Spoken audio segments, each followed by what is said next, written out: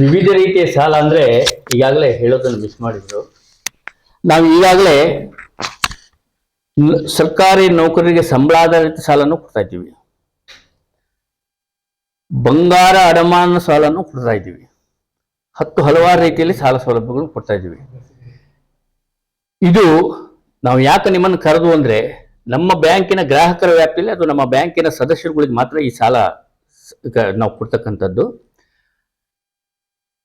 ನಾವು ಕೆಲವಷ್ಟು ಯೋಜನೆಗಳನ್ನ ಹಾಕ ಬಂದಿದ್ದು ನಮ್ಮ ಗ್ರಾಹಕರಿಗೆ ಇದು ತಲುಪಬೇಕು, ಸಕಾಲದಲ್ಲಿ ತಲುಪಬೇಕು. ಯಾವ್ಯಾವ ರೀತಿ ಸಾಲ ಕೊಡ್ತಿದ್ವಿ ಅಂತ ಅದೇ ಈಗ ಹೇಳಿದ್ರಲ್ಲ, ಸಾಮಾಜಿಕ ಉದ್ದೇಶ ಸಾಲ 3 ಲಕ್ಷ ಅಂತ. 3 ಲಕ್ಷದಿಂದ ಕೆಲವರೆಲ್ಲ 3 ಲಕ್ಷ ಅನ್ಕೊಳ್ಳೆ 3 ಲಕ್ಷಕ್ಕೆ ಇಷ್ಟ ಇಲ್ಲ, ಈಗ ಅದನ್ನ 10 ಲಕ್ಷ ಕೊಡ್ತೀವಿ. ನಮ್ಮ ಹತ್ರ ಬಂಡವಾಳ ಇದೆ. 2008 2010 ಗತವೈಭವದಲ್ಲಿ ಇದ್ದಿರ್ತಕ್ಕಂಥ ಈ ಕರಿಮನೆ ಶ್ರೀ ರಾಮ ಸೇವಾ ಭೂ ಅಭಿವೃದ್ಧಿ ಬ್ಯಾಂಕು ನಬಾರ್ಡ್ ಪುರಸ್ಕೃತ ಆಗಿತ್ತು. ತದನಂತರದಲ್ಲಿ ಕೆಲವರು ಈ ರಾಜಕೀಯ ನಾಯಕರುಗಳ ಪ್ರೇರಿತ ಸಾಲ ಮನ್ನಾ ಇನ್ನೊಂದು ಮತ್ತೊಂದು ಈ ಭಾಷಣಗಳ ಉದ್ದೇಶದಿಂದ ಸ್ವಲ್ಪ ಹಿನ್ನಡೆನೂ ಅನುಭವಿಸಿತು. ಆ ಕಾಲದಲ್ಲಿ ತುಂಬಾ ಕಷ್ಟದ ಸ್ಥಿತಿಯಲ್ಲಿ ಈ ಬ್ಯಾಂಕ್ಗೆ ಸುಮಾರು 7-7.5 ಕೋಟಿಯಷ್ಟು ನಷ್ಟವನ್ನು ಹೊಂದಿತ್ತು. ನಷ್ಟ ಅಂತ ಹೇಳಿದ್ರೆ NPA ತೋರ್ಸಕ್ಕೆ ಹೋಗಿ ನಷ್ಟ ಆಗಿದ್ದ ಹೊರತು ಇಲ್ಲೆಲ್ಲ ವಿಲ್ಫುಲ್ ಸಾಲಗಾರ ಇದ್ದಿದ್ದ ಹೊರತು ಯಾವುದೇ ದಾಖಲೆ ಇಲ್ದೆತ್ತಿ ಅಥವಾ ಸಮಗ್ರ ಅವನ ಯಾವುದು ಒಂದನ್ನ ಅಡಮಾನ ಮಾಡ್ಕೊಂಡೈತಿ ಸಾಲ ಕೊಟ್ಟು ನಷ್ಟಕ್ಕೆ ಹೋಗಿರ್ತಕ್ಕಂಥದ್ದಲ್ಲ. ತದನಂತರದಲ್ಲಿ ಈ ಬ್ಯಾಂಕು ಈ ಬೋರ್ಡು ಕೆಲವು ಕಠಿಣ ನಿರ್ಧಾರಗಳನ್ನ ತಗೊಂಡು ಸರ್ಕಾರದ ಬಡ್ಡಿ ಮನ್ನಾ ಯೋಜನೆಯನ್ನು ಕೂಡ ಸದುಪಯೋಗವನ್ನು ಪಡಿಸ್ಕೊಂಡು ಸರ್ಕಾರದ ಬಡ್ಡಿ ಮನ್ನಾ ಯೋಜನೆಯನ್ನು ಸದುಪಯೋಗ ಪಡಿಸ್ಕೊಳ್ಳೋದು ಅಂತ ಹೇಳಿಬಿಟ್ರೆ ಈ ರಾಜ್ಯದಲ್ಲಿ 181 PLD ಬ್ಯಾಂಕುಗಳು ಬಹುಶಃ ಯಾವ PLD ಬ್ಯಾಂಕುಗಳು ಮಾಡಲಿಕ್ಕಿಲ್ಲ. ಏಕಕಾಲದಲ್ಲಿ ಒಂದು ಕಂತನ್ನ 1 ಲಕ್ಷ ಕಟ್ಟೋಕಿದ್ದವನಿಗೆ 10 ಕಂತು ಬಾಕಿ ಆಗಿದ್ದು 10 ಲಕ್ಷ ಕಟ್ಟಕ್ಕಿದೆ ಅಂದ್ರೆ ಅವನ ಹತ್ರ ಕಟ್ಟಲಿಕ್ಕೆ ದುಡ್ಡಿರ್ಲಿಲ್ಲ. ನಿಂಗೆ ಅರ್ಧ ಅದರಲ್ಲಿ 5 ಲಕ್ಷ ಅಸಲು ಕೊಟ್ಟು 5 ಲಕ್ಷ ಬಡ್ಡಿ ಕೊಟ್ಟು ಅಂತ ಹೇಳಿದ್ರೆ ಅವನ ಹತ್ರ ಕಟ್ಟಲಿಕ್ಕೆ ಇರಲಿಲ್ಲ. ರಾಜ್ಯದಲ್ಲಿ ಹೈಯೆಸ್ಟ್ ಬಡ್ಡಿ ಮನ್ನಾ ಪ್ರಯೋಜನ ಪಡ್ಕೊಂಡಿದ್ದು ನಮ್ಮ ಬ್ಯಾಂಕು. ಆ ಸಂದರ್ಭದಲ್ಲಿ ನಮ್ಮ ಬ್ಯಾಂಕಿನ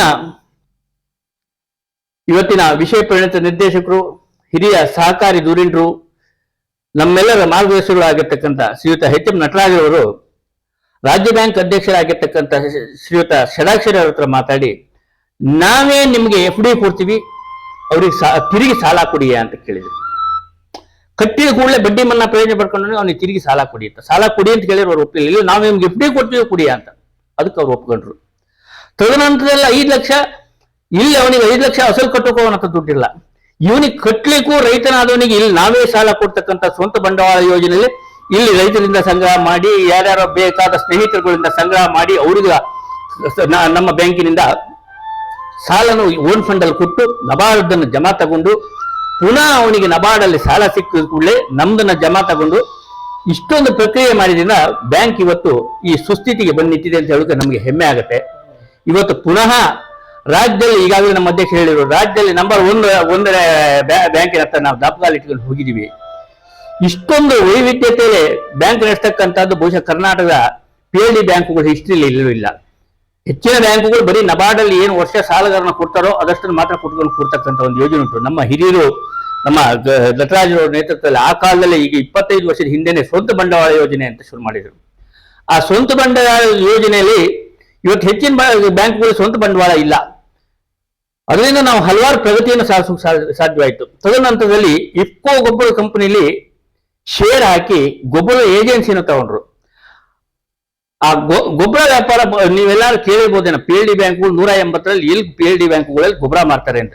ನಾವು ಅವತ್ತಿಂದ ಗೊಬ್ಬರ ಮಾರ್ತಾ ಬರ್ತೀವಿ. ಗೊಬ್ಬರ ಮಾರೋದ್ರ ಜೊತೆಗೆ ಅದೇ ಈಗಲೇ ಅಧ್ಯಕ್ಷರು ಹೇಳಿದ್ರು 10% ಬಡ್ಡಿ ಸಾಲ ಯಾವ ಕೋಆಪರೇಟಿವ್ಗಳು ಯಾರು ಕೊಡೋಕೆ ಸಾಧ್ಯ ಇಲ್ಲ. ನಾವು 10%ಗೆ ಕೊಡ್ತಾ ಇದ್ವಿ.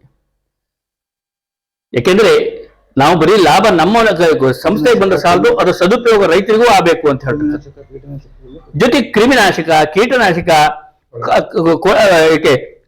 ಕೊಳೆ ಔಷಧಿಗಳು, ಈ ಕಾಪರ್ ಸಲ್ಫೇಟ್, ಸುಣ್ಣ, ರಾಳ, ಈ ಪ್ರತಿಯೊಂದು ನಾವು ಮಾರ್ತಾ ಇದೀವಿ. ರಿಯಾಯಿತಿ ದರದಲ್ಲಿ ಮಾರ್ತಾ ಇದೀವಿ. ಉತ್ತಮ ದರ್ಜೆಯ ಗುಣಮಟ್ಟದ ಗೊಬ್ಬರಗಳನ್ನು ಮಾರ್ತಾ ಇದೀವಿ. ಬ್ರಾಂಡೆಡ್ ಕಂಪನಿ ಗೊಬ್ಬರಗಳು ಮಾತ್ರ, ಇಫ್ಕೋ ಮತ್ತು IPL ಇಂಥ ಗೊಬ್ಬರಗಳನ್ನು ಮಾತ್ರ ಮಾರೋದು. ಯಾವ್ದಾವ್ದೋ ಗೊಬ್ಬರ ಮಾರಲ್ಲ. ಇದರ ಪ್ರಯೋಜನನ ಸಕಾಲದಲ್ಲಿ ಎಲ್ಲರೂ ಈ ಬ್ಯಾಂಕಿನ ಗ್ರಾಹಕರು ಪಡ್ಕೋಬೇಕು. ತದನಂತರದಲ್ಲಿ ಈಗಾಗಲೇ ಹೇಳಿರು ನಮ್ಮ ಅಧ್ಯಕ್ಷರು ಇವರು, ನಿಮ್ಗೆ ಸ್ಪಷ್ಟವಾಯ್ತಾ ಇಲ್ಲ ನಂಗೆ ಗೊತ್ತಾಗಿಲ್ಲ. ಏಕಕಾಲಿಕ ತಿರುವಳಿ ಯೋಜನೆಯಲ್ಲಿ ನಮ್ಮಲ್ಲಿ ಯೋಜನೆಯಲ್ಲಿ ಸರ್ಕಾರದ ಆದೇಶ ಮಾಡಿಸ್ಕೊಂಡ್ಬಂದು ಸಾಲ ವಸೂಲು ಮಾಡಿದ್ವು ಓನ್ ಫಂಡ್ ಅಲ್ಲಿ ಇರ್ತಕ್ಕಂಥದ್ದು. ಶೇಕಡ 10ರಲ್ಲಿ ಅದರಲ್ಲಿ 70% ನಮಗೆ ವಸೂಲಾತಿ ಆಯ್ತು ಅಂತ. ಆ ಏಕಕಾಲಿಕ ತಿರುವಳಿ ಯೋಜನೆ ಅಂತ ಹೇಳಿದ್ರೆ ಇದಕ್ಕೆ ಸರ್ಕಾರ, ಯಾವ ಸರ್ಕಾರ ಆಗ್ಲಿ ಅಥವಾ ನಬಾರ್ಡ್ ಆಗ್ಲಿ ಅಥವಾ ನಮ್ಮ ರಾಜ್ಯ ಬ್ಯಾಂಕ್ ಆಗ್ಲಿ ಯಾರು ನಮ್ಗೆ ಕೊಟ್ಟಿರ್ತಕ್ಕಂಥದ್ದು ಹಣಕಾಸಲ್ಲ. ಇದನ್ನ ಬ್ಯಾಂಕು, ನಮ್ಮ ಕರಿಮನೆ ಬ್ಯಾಂಕು ಸತತವಾಗಿ 5-6 ವರ್ಷದಿಂದ ನಾವು ಲಾಭಕ್ಕೆ ಉತ್ತಮ ದರ್ಜೆಯಲ್ಲಿ ಬರ್ತಾ ಇರತಕ್ಕಂಥದ್ರಿಂದ ಆ ರೈತನ್ನು ಒಂದ್ಸಲ ಸಾಲ ವಿಮುಕ್ತಿಗೊಳಿಸಿ ಬ್ಯಾಂಕು ಒಂದು ಸದೃಢಕ್ಕೆ ಬರೋಕ್ಕಾಗಿ ನಮ್ಮ ಬ್ಯಾಂಕಿನಿಂದನೇ ಸುಮಾರು 1 ಕೋಟಿ ರೂಪಾಯಿ ಅಷ್ಟು ನಷ್ಟ ಭರಿಸ್ಲಿಕ್ಕೆ ನಾವು ಶಕ್ತರಿದ್ದೀವಿ ಅಂತ ಹೇಳಿ ನಾವು ಕಳೆದ 3-4 ವರ್ಷದಿಂದ ಸರ್ಕಾರದ ವಿವಿಧ ಇಲಾಖೆಗಳಿಗೆ ರಾಜ್ಯ ಮಟ್ಟದಲ್ಲೂ ಕೂಡ ಅದನ್ನ ಕೆಲವರು ಅದರ ಪ್ರಯತ್ನ ಮಾಡಿದ್ರು. ನಾವು ಬಿಟ್ಕೊಡ್ತೀವಿ ಅಂತ ಹೇಳಿದವಾಗ ಅದು ಆಗಿರಲಿಲ್ಲ. ಮತ್ತು ನಮ್ಮ ನಟರಾಜ್ ಅವರು ಕಳೆದ 1 ವರ್ಷದ ಹಿಂದೆ ಇವರೇ ಫೀಲ್ಡಿಗೆ ಇಳಿದು ರಾಜ್ಯ ಮಟ್ಟದ ಸರ್ಕಾರದ ರಾಜ್ಯ ಮಟ್ಟದ ಅಧಿಕಾರಿಗಳಿಂದವ ಈ ಒಂದು ಆದೇಶ ಹಾಕ್ಸ್ಕೊಂಡ್ಬರಕ್ ಹೋಗಿ ಇವತ್ತು ಗ್ರಾಹಕರಿಗೂ ಪ್ರಯೋಜನ ಆಯ್ತು, ಬ್ಯಾಂಕಿಗೂ ಸುಮಾರು 2 ಕೋಟಿ ಚಿಲ್ಲರೆ ರೂಪಾಯಿ ವಸೂಲಾಯ್ತು, ಜೊತೆಗೆ ಬಡ್ಡಿ ರಿಯಾಯಿತಿನೂ ಅವರಿಗೂ ತಲುಪ್ತು. ನಮಗೆ ಪುನಃ ಸಾಲ ಕೊಡ್ಲಿಕ್ಕೆ, ಈ ರೀತಿ ಸಾಲ ಕೊಡ್ಲಿಕ್ಕೆ ನಮಗೂ ಹಣಕಾಸು ಒದಗಿ ಬಂದ್ಬಿಡ್ತು. ಯಾಕೆಂದ್ರೆ 3 ಲಕ್ಷ ರೂಪಾಯಿ ಸಾಲ ಕೊಡೋದನ್ನ 10 ಲಕ್ಷ ರೂಪಾಯಿ ಕೊಡ್ತಿದ್ವಿ ಅಂತ ಹೇಳಿ ಕೂಡಲೇ ನಮ್ಮ ಹತ್ರ ಸಾಕಷ್ಟು ಬಂಡವಾಳ ಇದ್ಕೊಂಡೆ ನಾವು ಈ ಮಾತಾಡ್ಬೇಕಾಗುತ್ತೆ. ಇದನ್ನ ನಮ್ಮ ಮಾಧ್ಯಮ ಮಿತ್ರರ ಜೊತೆ ಹಂಚ್ಕೊಂಡ್ರೆ ನಮ್ಮ ಗ್ರಾಹಕರಿಗೆಲ್ಲರಿಗೂ ವಿಚಾರ ತಲುಪುತ್ತೆ. ನಿಮ್ಮಿಂದ ಸಾಧಾರಣ ಗ್ರಾಹಕರಿಗೆಲ್ಲ ವಿಚಾರ ತಲುಪಿ ಇದರ ಸದುಪಯೋಗ ಮುಂದಿನ ದಿನಗಳಲ್ಲಿ ಅವರೂ ಪಡ್ಕೊಂಡು ಬ್ಯಾಂಕನ್ನು ಇನ್ನೂ ಉನ್ನತ ಸ್ಥಿತಿಗೆ ತಗೊಂಡು ಹೋಗ್ಲಿಕ್ಕೆ ಎಲ್ಲರ ಸಹಕಾರ ಇರಲಿ, ಅದರಲ್ಲಿ ನೀವು ಕೂಡ ಭಾಗಿ ಅಂತ ಹೇಳ್ತಾ, ಹಾಗೇನೆ ಇವತ್ತಿನ ನಮ್ಮ ಬ್ಯಾಂಕಿನ ಈ ಎಲ್ಲಾ ಯಶಸ್ಸಿನ ಹಿಂದ್ಗಡೆ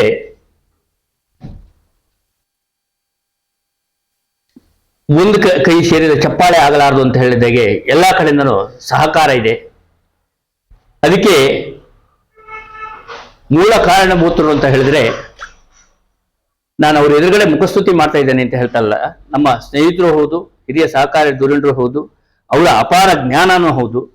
ನಾವು ಏನೇನ್ ಮಾಡ್ಬೇಕು ಅಂತ ಹೇಳಿ ಸಹಕಾರ ಕ್ಷೇತ್ರದಲ್ಲಿ ನೀವು ಯಾಕೆಂದ್ರೆ 2010ರಲ್ಲಿ ನಾನು ಈ ಬ್ಯಾಂಕಿಗೆ ಫಸ್ಟ್ ಟೈಮು ನಿರ್ದೇಶಕನಾಗಿ ಆಯ್ಕೆಯಾಗಿ ಬಂದವಾಗ ತುಂಬಾ ಶೋಚನೀಯ ಪರಿಸ್ಥಿತಿ ಇತ್ತು. 2015ರಲ್ಲಿ ನಮ್ಮದೇ ಬೋರ್ಡ್ ಬಂತು. ನೀವು ಯಾರು ಎದೆಗುಂದಬೇಡಿ, ನಮ್ಮ ಹತ್ರ ಎಲ್ಲ ವಸೂಲಾಗ್ತಕ್ಕಂಥ ಸಾಲನೇ ಇರೋದು, ಇದಕ್ಕೆ ಯಾರು ಎದೆಗುಂದುವಂಥದ್ದು ಇಲ್ಲ ಅಂತ ಹೇಳಿ ಹಲವಾರು ರೀತಿ ಕ್ರಮ ಕೈಗೊಳ್ಳತಕ್ಕಂಥ ಒಂದು ರೈತರಿಂದ ವಸೂಲು ಹೇಗೆ ಮಾಡಬೇಕು ಅಂತ ಹೇಳ್ತಕ್ಕಂಥ ಒಂದು ಯೋಜನೆಯನ್ನು ರೂಪಿಸಿಕೊಟ್ಟವರು ನಮ್ಮ HM ನಟರಾಜ್ ಅವರು. ಅದೇ ರೀತಿ ಅವತ್ತು ಬ್ಯಾಂಕಲ್ಲಿ ಒಂದು ಟೈಮಲ್ಲಿ ಈ ಹೇಗಿರುತ್ತೆ ಸಹಕಾರಿ ಸಂಸ್ಥೆಗಳು ಅಂತ ಹೇಳ್ಬಿಟ್ರೆ, ನಾವು ನಷ್ಟದಲ್ಲಿ ಇದೀವಿ ಅಂದ್ರೆ ₹1 ಕಟ್ ಮಾಡೋಕ್ಕೂ ಯಾವ ಇಲಾಖೆಗಳು ನಮ್ಗೆ ಅನುಮತಿ ಕೊಡುವುದಿಲ್ಲ. ಒಂದು ಸುಣ್ಣ ಬಣ್ಣ ಕೂಡ ಈ ಬ್ಯಾಂಕಿನ ಬೋರ್ಡು, ಇಲ್ಲಿ ನಿರ್ದೇಶಕರು ಅಥವಾ ಈ ನೌಕರರು ಇವರೆಲ್ಲರ ಸಹಕಾರದಿಂದ ಅವತ್ತು ಸುಣ್ಣ ಬಣ್ಣ ಕೂಡ ಮಾಡಿದೀವಿ. ಒಂದು ಟೀ ಕಾಫಿ ಕುಡಿಕಾರ ಕೂಡ ಅವರವ್ರ ಜೋಬಿಂದ ಕೊಟ್ಟು ಟೀ ಕಾಫಿ ಕುಡಿದು ಹೋಗಿದ್ದೀವಿ. ಅದೇ ರೀತಿ ಸುಮಾರು 2014ರಿಂದ ಈ ಬ್ಯಾಂಕಲ್ಲಿ ಇವತ್ತಿನ ಮ್ಯಾನೇಜರ್ ಆಗಿದ್ದಾರೆ ವಿಕ್ಟೋರಿಯಾ ಕಾರ್ವಾಲ್ ಅಂತ. ಇವರ ಮತ್ತ ತಂಡದವರಿಂದ ನಿರಂತರವಾದ ಸಹಕಾರ, ಇವರ ನಮ್ಮ ವ್ಯವಸ್ಥಾಪಕಿ ಮ್ಯಾನೇಜರ್ ಆಗಿರ್ತಕ್ಕಂಥ ವಿಕ್ಟೋರಿಯಾ ಅವರ ಹಾನೆಸ್ಟ್ ಈ ಬ್ಯಾಂಕ್ ಅನ್ನ ಒಂದು ಉತ್ತಮ ರೀತಿ ತರಬೇಕು ಅಂತ ಹೇಳ್ತಕ್ಕಂಥ ಒಂದು ಪ್ರಾಮಾಣಿಕತೆ, ಒಂದು ಬದ್ಧತೆ, ಒಂದು ನಿಷ್ಠೂರವಾದಿತನ, ಅದು ಬೋರ್ಡವರೇ ಇರ್ಬೋದು, ಇಲ್ಲಿ ಅಧ್ಯಕ್ಷರೇ ಇರ್ಬೋದು, ಸಾಮಾನ್ಯ ಗ್ರಾಹಕನೇ ಇರ್ಬೋದು, ಎಲ್ಲ ರೀತಿಯಲ್ಲಿ ಒಂದೇ ತರ ಬಿಹೇವಿಯರ್ಸ್ ಅನ್ನು ಇಟ್ಕೊಂಡು ಎಲ್ಲರಿಗೂ ಒಂದೇ ಕಾನೂನು ಅಂತ, ಇದರಲ್ಲಿ ಯಾರಿಗೂ ವ್ಯತ್ಯಾಸ ಇಲ್ಲ, ಕಟ್ಟಕಡೆಯ ವ್ಯಕ್ತಿಗೂ ಹೌದು, ಈ ಅಧ್ಯಕ್ಷರಿಗೂ ಹೌದು ಅಂತ ಪಾಲಿಸಿಕೊಂಡು ಬಂದಿರತಕ್ಕಂಥ ಇಲ್ಲಿಯ ವ್ಯವಸ್ಥಾಪಕಿ ವಿಕ್ಟೋರಿಯಾ ಕಾರ್ವಾಲ್ ಇರ್ಬೋದು, ಅಥವಾ ಎಲ್ಲ ಸಹ ಮನಸ್ಸಿನಿಂದ ಕೂಡಿರ್ತಕ್ಕಂಥ ನಮ್ಮ ಬ್ಯಾಂಕಿನ ಎಲ್ಲಾ ನಿರ್ದೇಶಕರುಗಳು, ಮಾಜಿ ಅಧ್ಯಕ್ಷಗಳು ಅಥವಾ ಹಾಲಿ ನಿರ್ದೇಶಕರು, ಇವರೆಲ್ಲರ ಸಹಕಾರನು ಕೂಡ, ಯಾಕೆಂದ್ರೆ ನಿಸ್ವಾರ್ಥ ಮನೋಭಾವದಿಂದ, ಸ್ವಾರ್ಥ ಅನ್ನೋದು ಇಲ್ಲಿಲ್ಲ, ನಿಷ್ಪಕ್ಷಪಾತ, ನಿಸ್ವಾರ್ಥ ದುರ್ಯದಿಂದ ಇವತ್ತು ಈ ಒಂದು ಸ್ಥಿತಿಗೆ ಬಂದಿದೆ ಅಂತ ಹೇಳಕ್ಕೆ ನನಗೆ ಹೆಮ್ಮೆ ಆಗಿದೆ ಅಂತ ಹೇಳ್ತಾ ತಮ್ಮೆಲ್ಲರಿಗೂ ವಂದಿಸ್ತೀನಿ.